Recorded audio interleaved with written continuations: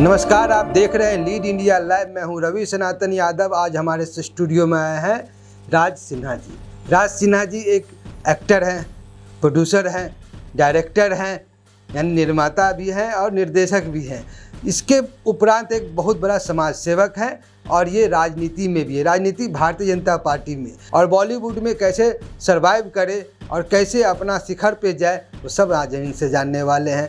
आज इन्होंने कई हजारों लोगों को अपना डायरेक्ट और इनडायरेक्ट तरीक़ा से समाज से जोड़े हुए हैं और समाज के लिए निरंतर कार्य करते रहते हैं। तो हम एक बिहार के लाल को मुंबई में आके इतनी बड़ी उपलब्धि पा लेना एक मामूली बात नहीं होता है। नमस्कार सर। नमस्कार। सर, कैसे संभव हुआ, कैसे ये सब चीज़ें हो पाया? एक बिहार से आके इसमें इतना स्ट्रगल होने के बावजूद भी आप इस शिखर पे बैठे हैं। मैं बिहार से हूँ, औरंगाबाद का रहने वाला हूँ। नबी नगर हमारा गांव है। हम एक्चुअली हमारी लाइफ शुरू हुई थी, मैं स्पोर्ट्स में था, मार्शल आर्ट में। तो मार्शल आर्ट में ऐसा होता है कि आप अगर लगातार लगे रहें तो किसी भी चीज़ में, मार्शल आर्ट में कोई भी चीज़ें में लगे रहे तो आपकी कामयाबी मिल जाती है। तो मैं मार्शल आर्ट में था, फिर मुझे स्पोर्ट्स में गवर्नमेंट ने मुझे जॉब दिया जिसमें मैं पुलिस डिपार्टमेंट में मैंने ज्वाइन किया। तो फिर मुझे लगा कि नहीं, इससे कुछ बड़ा होना चाहिए, मैं शायद इसके लायक नहीं बना हूँ। तो फिर मैं जॉब को रिज़ाइन किया और रिज़ाइन करके मैं बॉम्बे आ गया, जबकि बॉम्बे में मेरे साथ कोई बैकअप नहीं था, कुछ नहीं था। मुझे कहाँ जाना है, क्या करना है, मुझे कुछ भी नहीं पता था। एक जुनून था कि मैं यहाँ आया हूँ तो कुछ करके जाऊँगा। तो मेरे अंदर एक बहुत सालों से, बचपन से एक ख्वाहिश थी कि एक्टर बनूँ। तो मैं आया भी उसी लिए, जो मेरी जुनून थी अंदर की, उसको बाहर निकालने के लिए। तो फिर मैंने स्ट्रगल शुरू किया। बहुत खतरनाक तरीके से स्ट्रगल होता है, इतना ज़्यादा स्ट्रगल होता है क्योंकि आप जब अपने घर में रहते हैं तो आप एक गिलास पानी भी उठा करके नहीं पीते हैं। यहाँ सब कुछ खुद करना, खुद कमाना, खुद भागना। बॉम्बे के बारे में आपको ज़्यादा जानकारी है ही नहीं, किससे मिलना है, क्या मिलना है। तो आपको बॉम्बे को समझने में भी 4 से 5 साल चले जाते हैं जो इस लाइन में स्ट्रगल करता है। मेरे साथ भी ऐसे कई बार ऐसे दौर आए। फिर मैं छोटे से कमरे में रहता था, 10 बाई 10 के कमरे में, जो मैं 6 फीट का खुद हूँ। करवट लेने में, बदलने में काफ़ी तकलीफ़ें होती थी। बड़ा पाव तो एक टाइम खाते थे तो 2 टाइम चलता था। फिर बाला साहब ठाकरे साहब ने एक झुनका भाकर करके उन्होंने एक बनाया था गरीबों के लिए। तो वो मुझे बहुत सहायता किया क्योंकि मैं वो झुनका भाकर खाता था। रहने के लिए मैं किसी न किसी के साथ अटैच हो जाता था। कहीं गेस्ट में कोई 2 लोग हैं तो उनके साथ रहता था। कभी कभी ऐसा होता था कि भाड़ा नहीं दे पाते थे तो निकाल भी दिया जाता था। तब कभी यहाँ से वहाँ, कभी वहाँ से वहाँ, ऐसे करके मैंने 11 से 12 जगह घर चेंज किए। तो पढ़ाई लिखाई आपका कितना हुआ है? और अभी एक्चुअली मैं BE किया हुआ हूँ, बैचलर ऑफ इंजीनियर हूँ मैं, IT से, इंफॉर्मेशन टेक्नोलॉजी से। लेकिन एजुकेशन तो खैर बहुत ज़रूरी है। हर फील्ड में, किसी भी फील्ड में जाइए, आपकी पढ़ाई लिखाई बहुत ज़रूरी है, वो आपको बहुत काम आता है। फिर बीच में जब मुझे काम नहीं मिल रहा था, जब मैं काफ़ी स्ट्रगल कर रहा था, तो मैंने बॉम्बे में जॉब भी किया। इंडो जर्मन में मैं पढ़ाता था, लेक्चर भी लेता था। तो उस ज़माने में मुझे 8,000 रुपया मिला करते थे। उससे 8,000 में मैं 2,000 का रेंट भरता था, बाकी चीज़ें हमारे स्ट्रगल में चले जाती थी। धीरे धीरे श्रृंखला बढ़ता गया। फिर मुझे काम मिलना चालू हुआ। पहले मैं सीरियल में आना चालू किया। हमारे काफ़ी सीरियल काफ़ी हिट रहे, जैसे शांति काफ़ी चला, उसके बाद कमांडर, उसके बाद रजनी, उसके बाद हसरते, ऐसे 1 बाय 1 आना चालू किए। उसके बाद फिर मुझे राजस्थानी रीजनल मूवी की ऑफ़र आए जिसमें मैं मेन लीड विलेन में भी काम किया।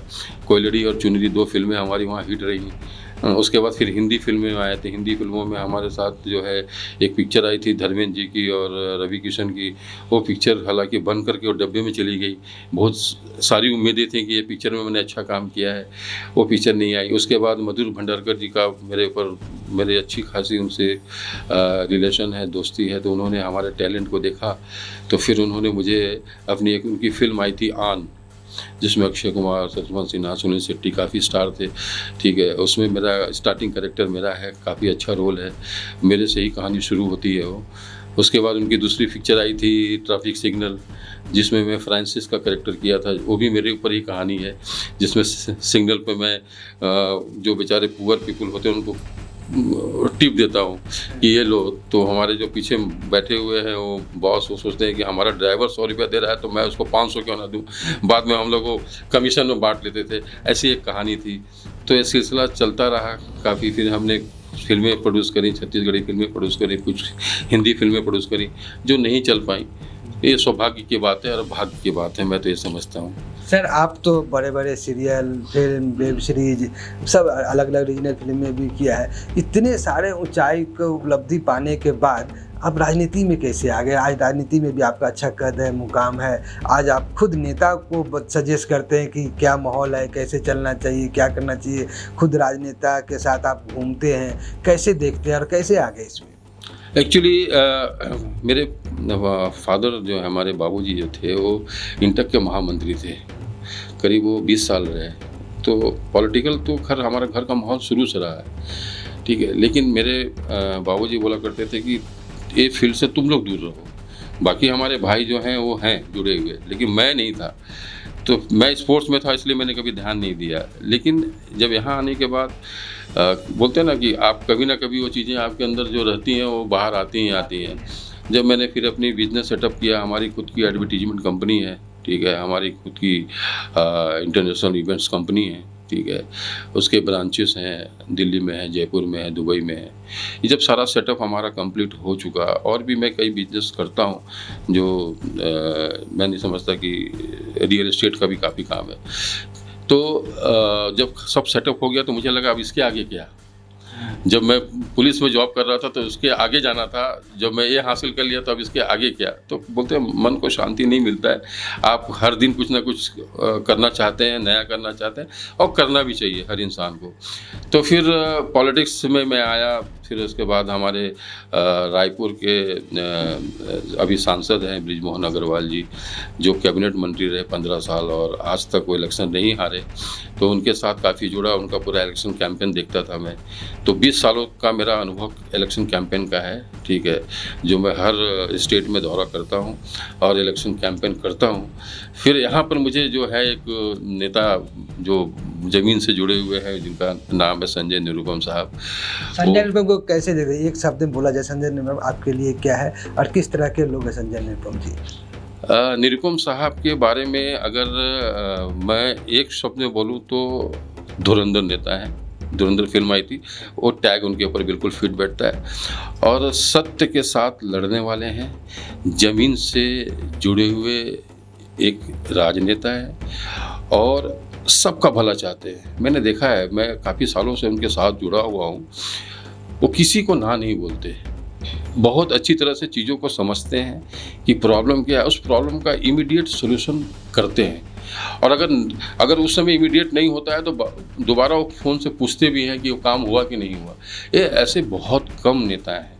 मैंने आज तक मेरे अंदाज से इंडिया में जितने भी लीडर हैं सबसे मेरा इंटरेक्शन होता रहता है, बातचीत होती रहती है, ठीक है, जितने भी सांसद हैं। लेकिन इनका एक नेचर, हालांकि और भी लोग ऐसे हैं, ठीक है, लेकिन इनका एक काम करने का तरीका बाकी लीडर से बिल्कुल अलग है। डाउन टू अर्थ है, कोई घमंड नहीं, 0% का एटीट्यूड, ठीक है, और लोगों को जोड़ के रखना और खुद भी जुड़े रहना। इसलिए मैं ऐसे नेता को कभी, मैं तो आप सबको इस माध्यम से बोलना चाहूँगा, आपके मीडिया माध्यम से, कि ऐसे नेता की ज़रूरत है हमारे देश में। अभी हमारे जो जनरेशन है, जो जेन जी हैं, वो लोग क्यों असफल हो जाते हैं। मैं जेन जी के लिए एक मैसेज देना चाहता हूँ कि अगर आप कोई काम करते हैं तो पहले उसके लायक बनिए, बाद में चाहिए। अगर आप उसके लायक बनेंगे तो आपको वो चीज़ बहुत इजी तरीके से हासिल कर सकते हैं। अगर आप उसके लायक हैं ही नहीं और हासिल करना चाहेंगे तो सदियों बीत जाएंगे, आप असफल हो जाएंगे, ठीक है। और कोई भी काम, छोटा या बड़ा, जो आपके द्वारा, खुद के द्वारा किया जाए, वो काम हमेशा बड़ा ही होता है। और हर काम में संतुष्टि से, मन लगा करके, ईमानदारी से करनी चाहिए। मुझे हर काम में मज़ा आया, चाहे वो बॉलीवुड हो, चाहे मेरा वो बिजनेस हो, चाहे राजनीतिक हो। मुझे हर काम को मैं बहुत अच्छी तरह से एंजॉय करता हूँ।